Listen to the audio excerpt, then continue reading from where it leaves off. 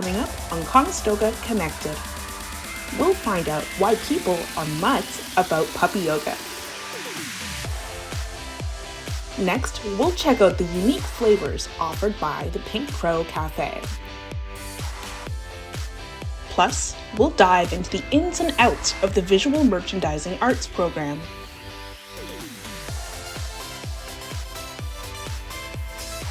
All this and so much more on this episode of Conestoga Connected. Welcome back to this week's episode of Conestoga Connected. I'm Peyton Day-Fraser. And I'm Rebecca Nzinga. This past week was so much fun. You're so right. My fun involved puppies this week. You know what? I'm also kind of tired. Well, I've got just the segment that'll wake you up. We know what a good cup of coffee can do. It wakes us up, lifts our mood, and sometimes even makes our day. In Waterloo, a small cafe is brewing more than just coffee. It's serving community, connection, and a story worth discovering with Rachel on this episode of Local Matters. Today, we're wrapping up Local Matters at Pink Crow Cafe. Can a small, ethically sourced coffee shop and local roots really stand out against the big chains? We're here to find out.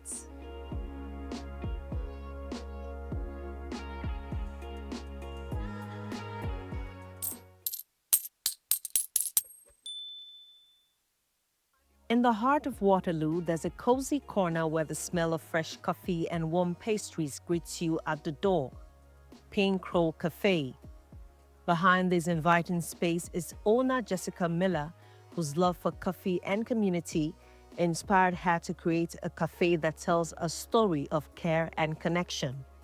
I think that people are starting to feel like, wow, like this is nice to have a place where, you know, there's so much care that goes in to the baking every single morning and the sourcing of like ingredients that are local. And it's slowly becoming, I think, a place that like the community is like getting behind. We've only been open for about 5 months, so we're definitely feeling the love. Some days we're like really busy and we don't get a breath.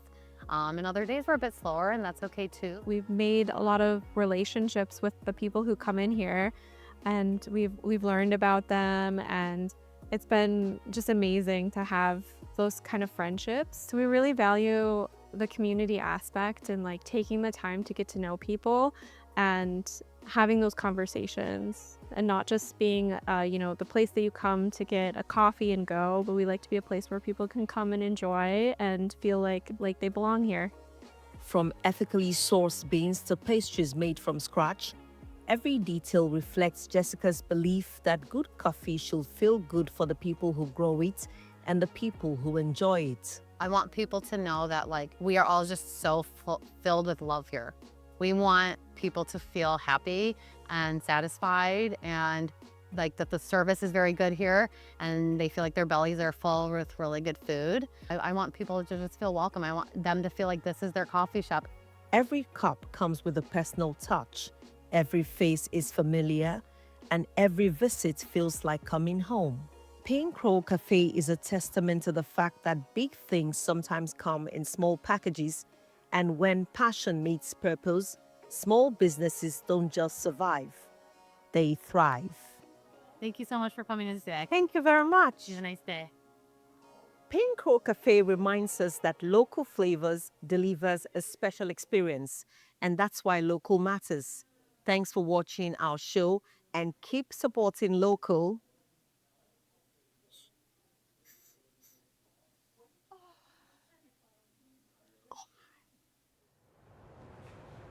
Man, that cafe looked so cool. I know. I loved their window display. I think I know where you're going with this. I bet you do. I visited class at Conestoga's Dune campus and saw so many cool props and displays. They were made by the Visual Merchandising Arts program. Everyone there is so creative. Let's check it out.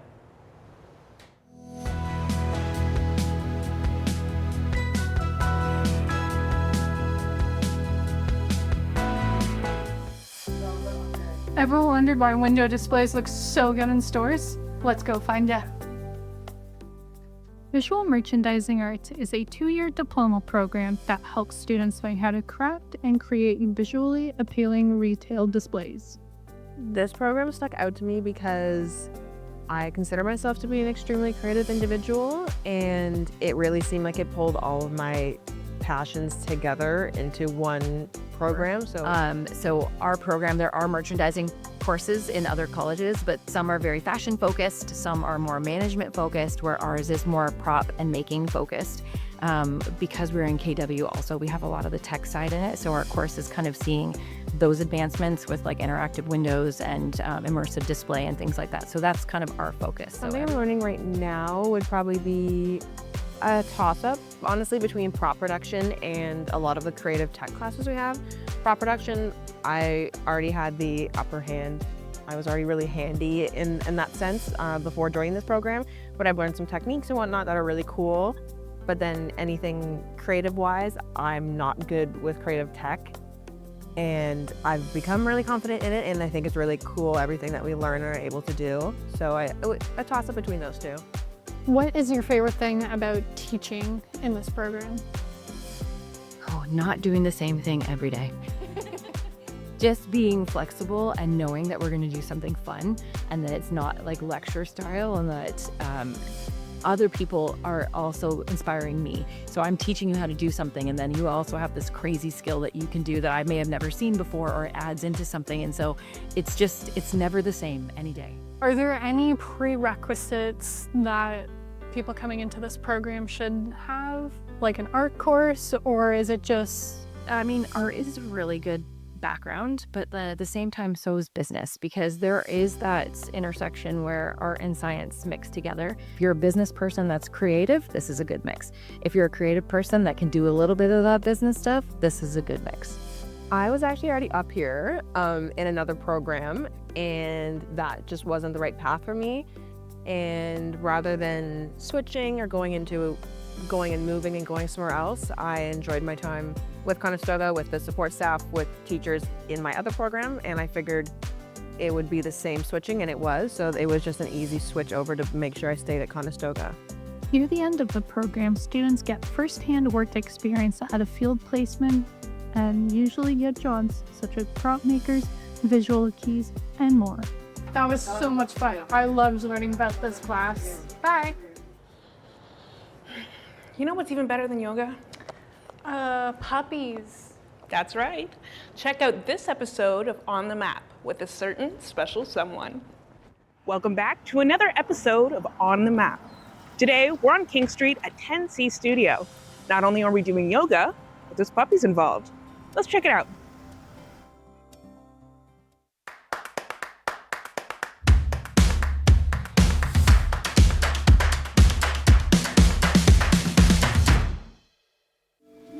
So then, let's get into some yoga. But what are the benefits? Yeah, I think it's a good mix of like something fun to do, but also some self-care. Having the yoga aspect as well is very important. We have a lot of people wide age ranges, and so coming to class, getting to stretch it out a little bit, maybe you sit at a desk all day. On top of that, you also get to laugh and smile a lot when the puppies come out. Puppies! Now this is where the fun begins. But wait, what do puppies have to do with yoga? Yeah, that's actually just more up to logistics. Puppies really like interacting with people when they're on the ground. We have tried puppies in Pilates as well. While it works to a degree, there is something about being on the ground, laying on your back, or in these yoga positions where puppies are more engaged, and you can kind of focus on both at the same time, as our yoga is fairly beginner friendly.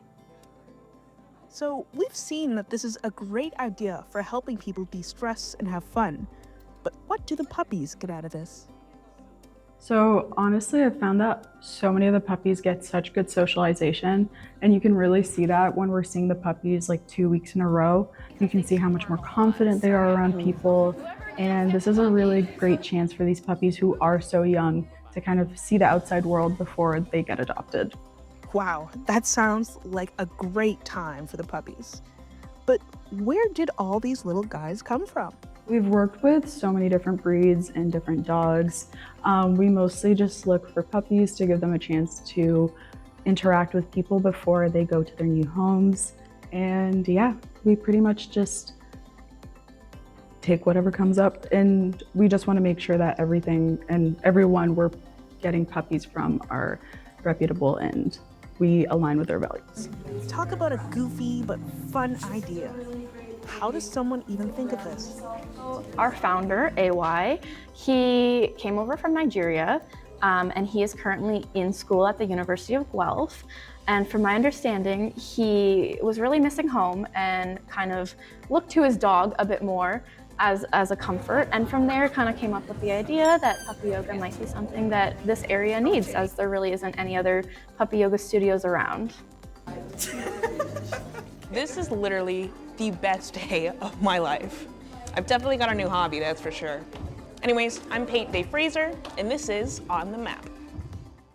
Will Henry Stampson ever catch a break on this week's episode of Rental Madness? No chance. He's become the target of a mercenary, but more importantly, he can't pay the rent.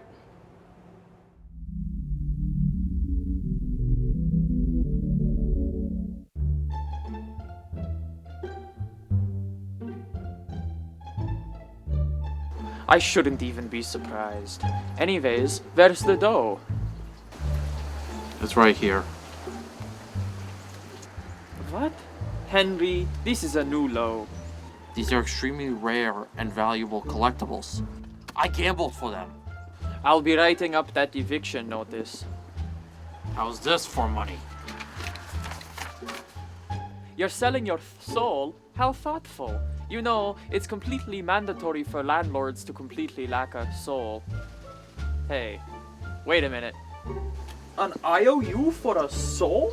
You've sold it before? You're like fifth in line. Fair enough. How did you get to this point? 90% of gamblers quit before they make it big. Everybody knows that. I had a bit of money left over and decided to multiply it. There's one casino in town, and it was tough to find. What the heck was that for? That was my best story yet. After 4 episodes without improvement, Rental Madness is hereby cancelled. I'm here to end the show. As far as the public knows, these characters simply don't have any stories left to tell, but in reality, they've been wiped from existence. Make this easy for me, alright? I've got plenty of stories left. I'm immortal.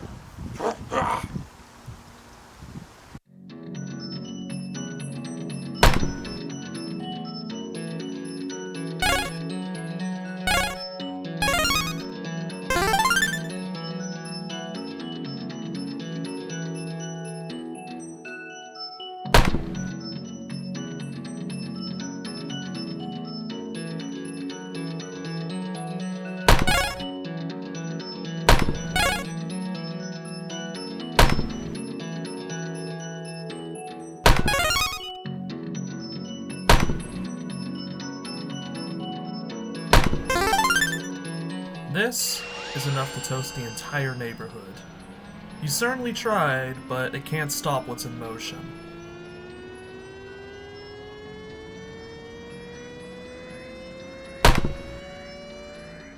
What?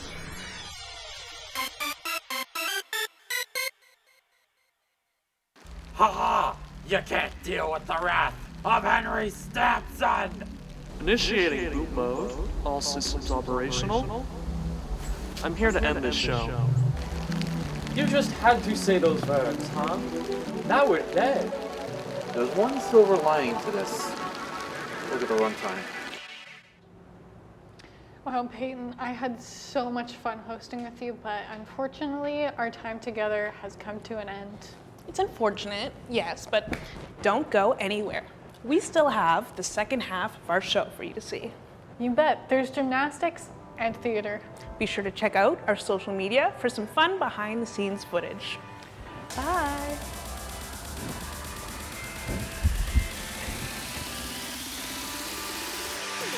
Coming up on Conestoga Connected. First, I look to keep my winning streak alive as I step onto the mat to take on a professional cheerleader. Next, find out how 3D virtual tours are changing the real estate game. We brought one of the first 3D cameras into the Toronto market. Then, we continue the journey as we learn how a student can balance being a real estate agent with academics. Finally, what is it like behind the scenes of a multi-talented director and actor? All that and more coming up on Conestoga Connected. Welcome back to Conestoga Connected. I'm Ethan Horst. And I'm Marcus Gross. That was a short break, but we've got a whole lot more excitement coming your way. We sure do. Are you as excited as I am, Marcus? You know it. I'm so excited about today's segments, I could literally scream. Perhaps could you even, I don't know, cheer? Yeah, I guess you could say that. Well, it's funny you mention it because this past week I put my cheerleading skills to the test in this week's episode of Face Off.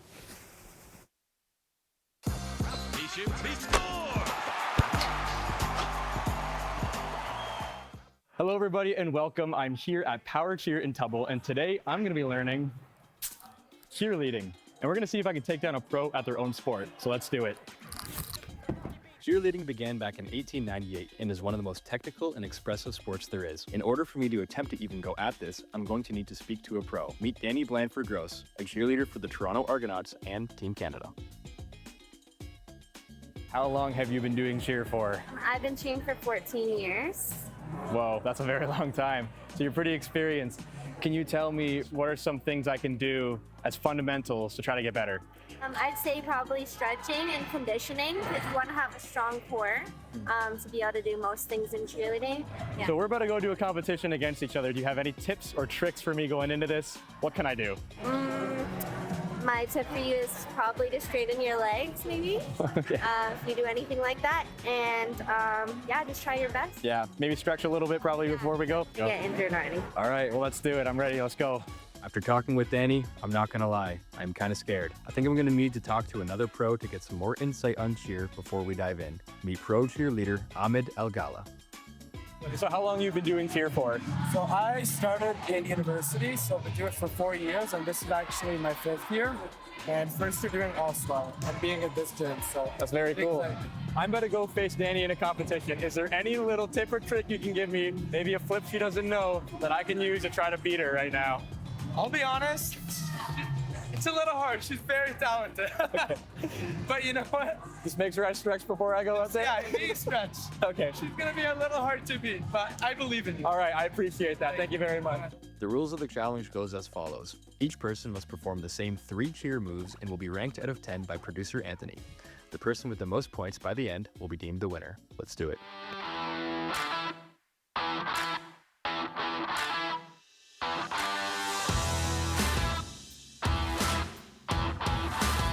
Nine.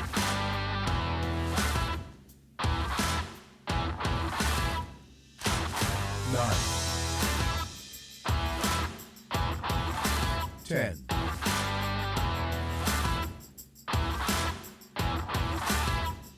4.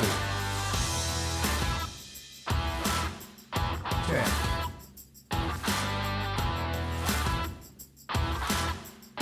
10.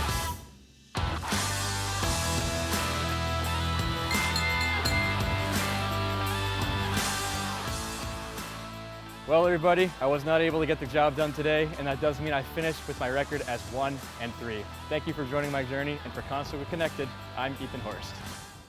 Today, we check out a company that makes houses look so good online, you might forget what your own place looks like. Seriously, Odyssey 3D does 3D tours, drone shoots, cinematic videos, basically everything except cleaning your room. Here's how they turn regular listings into scroll stoppers.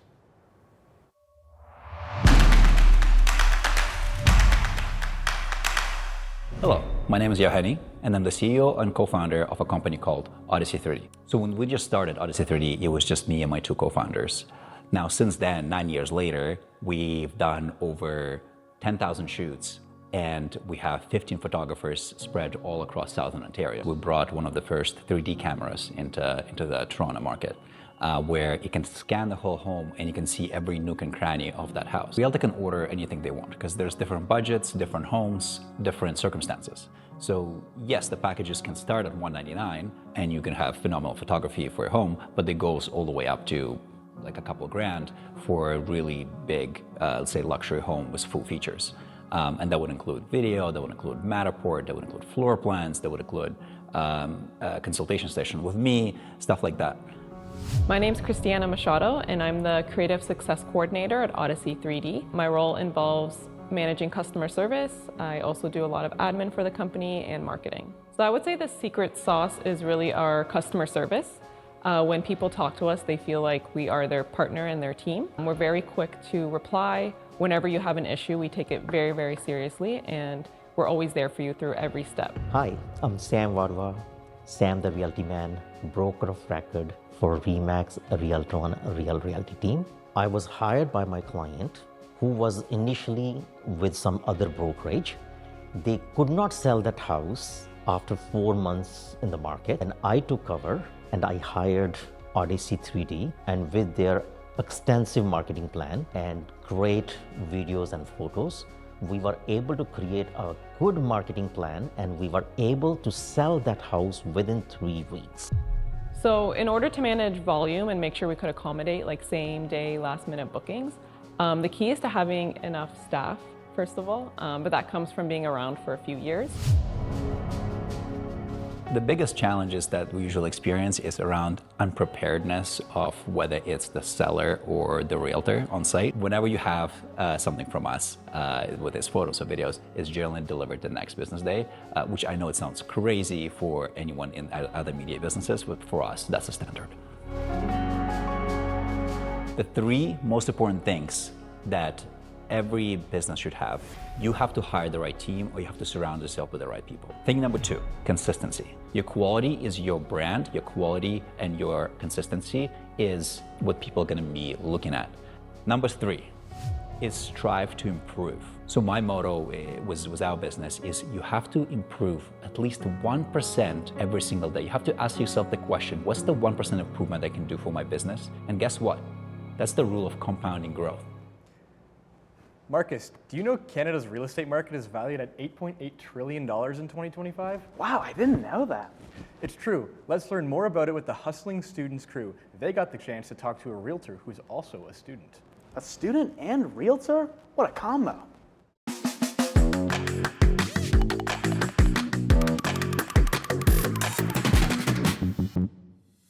In a world where most students are searching for part-time jobs, Tanya is building a full-time career. One day she's in class, the next she's closing deals. This isn't your typical student hustle. This is real estate, redefined. Hi, my name is Tanya Damjanovic, and I'm a full-time student at Conestoga College studying business, and I'm also a full-time real estate agent in the Waterloo region. I was initially dragged to join real estate because it gave me the opportunity to schedule around my classes, so it offered me a lot of flexibility when it comes to my job. How to get started: someone can go and get their license online. Typically it takes a few months to a year. It really depends on how much time and effort you put into it. And after you get your license, you join a brokerage and then you're ready to go. So every day looks significantly different. Monday, I might spend my whole day working and showings with clients, meeting with landlords or sellers, etc. Whereas on Tuesday, I might just spend the whole day studying for my exam.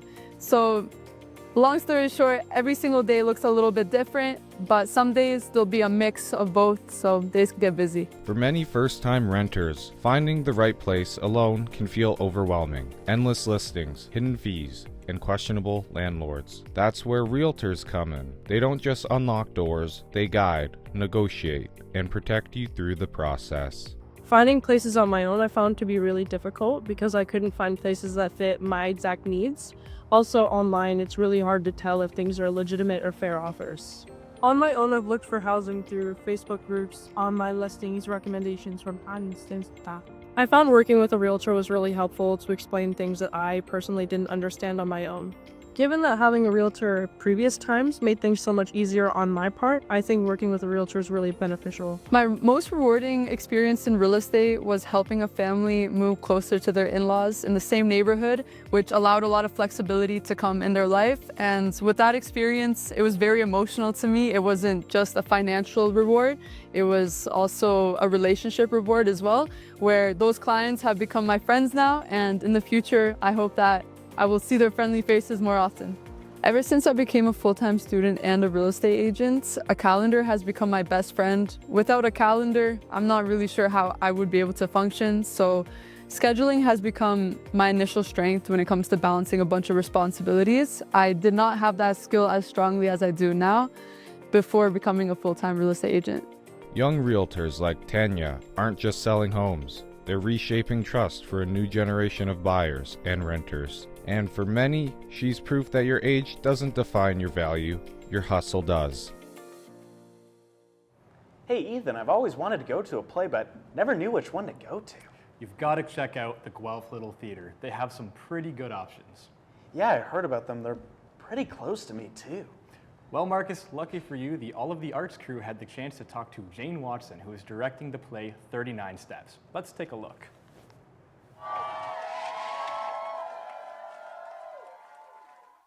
I'm Jane Watson. I would say I'm a creative, which means I do a whole lot of different things. Currently, I'm directing a production of the 39 Steps for the Guelph Little Theater. It goes up in January, and I'm also a writer. I have a Substack that's out there. I'm a podcaster, playwright. I'm an actor. So I just auditioned for Ginny and Georgia. So I've a multi-pronged creative life. To keep all those balls in the air at the same time is kind of my favorite thing to do. I got called to theater ever since I was little. And this is often the case you'll hear with actors. They'll say, I walked into a theater and I felt at home. And that was the case for me. I walked into my very first theater and went, I have to do this. And it felt like my people. I'm John Watson. I also happen to be married to Jane. We've been married for over 30 years now. We actually met through the arts. I was an actor at Stratford, and she was directing a show actually in Kitchener at the Centre in the Square, the arts school, and I was brought in by Stratford to workshop on accents and dialects, which is actually what I get to use a lot of in this show as well. So it's kind of a calling. I think it's one of those weird things where it sort of found me. So I guess I'm gonna say it's the rehearsal process. Getting on stage, of course, and getting people to applaud and laugh and to say, oh, great show is also really, fulfilling. But the process of actually rehearsing and discovering things as you go is probably the most part, the aha moments when we go, oh my God, that makes so much sense. Or I understand what the playwright meant there, and oh, this is gonna be really funny. And that discovery process is really exciting as an actor and as a director. Favorite, it was actually a musical, It's Into the Woods by Stephen Sondheim. I think that's probably my favorite of all time. Beautiful music, great story, a lot of subtlety in it, a lot of fun. I would say of all the art forms, it's probably had the least impact because this still really depends on human beings, being with human beings, interacting, and an audience that comes to theater is craving human-to-human contact. It's probably helped in the production end of things in terms of designing sets, coming up with ideas. Definitely in the visual arts, like I said, poster design and all that kind of thing. It's had a huge impact. But I would say in the guts of what theater is, less so. I would say to everyone, there are so many community theaters that are volunteer-based and are non-profits like this one is, and they rely heavily on volunteers. So the actors are volunteers, the ushers are volunteers, the lighting, sound designers are all volunteers. So anyone who has an interest can approach the community theater in their region and say, hey, I'm interested in helping out. And there'll be people more than happy, like they would here at the Guelph Little Theater, to say, what would you like to do? And they will train you and they will bring you on board. It just takes commitment. Wow, those were some very entertaining segments. You know what? I agree. I feel like we learned a lot today. Yeah, I learned that you need to work on your cheerleading moves. You know what? It's harder than it looks, I promise. Well, I wish we could stay, but that's all the time we have for today. Thank you so much for joining us on this week's episode of Conestoga Connected. We will see you all later. Goodbye.